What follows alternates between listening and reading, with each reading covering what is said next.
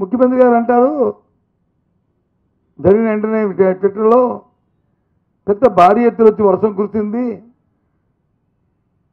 అందుకే గోడ కూలిపోయింది, అతని పేరు అని చెప్పి ఎంతో లైట్గా ఆయన మాట్లాడుతున్నారు.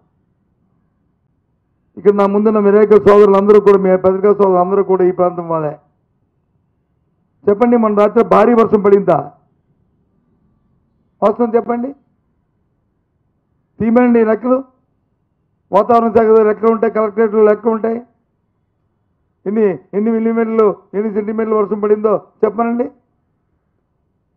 పెద్ద గాళ్ళు వచ్చాయి.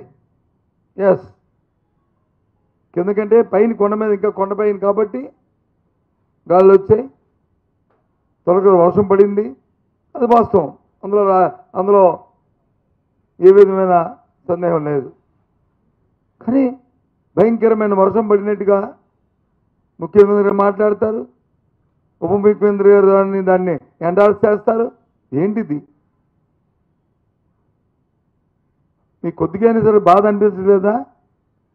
ప్రభుత్వానికి ఏంటి కారణం, ఇది జరిగింది అని చెప్పి ఈ తలవంపు అని చెప్పి తలదించుకోవాల్సి సిగ్గుపడాల్సిన అవసరం కాదా ఇది మీకు?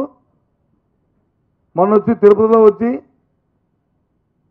వైకుంఠ ఏకాదశికి సంబంధించిన టోకెన్ల దాంట్లో అక్కడ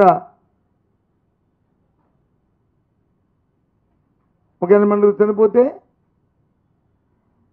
నిన్న ఇక్కడ వచ్చి ఒక 7 చనిపోతే సేమ్ కుట్టినట్టుగా లేదే మీకు? ఒక అధికారుల కమిటీని అంటే 3 కమిటీలు ఎంత వేస్తారంట.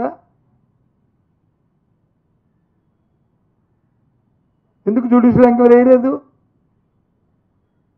ఎందుకే లేదు జ్యుడిషియల్ ఎంక్వైరీ దీని మీద? జ్యుడిషియల్ ఎంక్వైరీ వేస్తే వాస్తవాలు ఇంకా బయట వాస్తవాలు వచ్చాయి.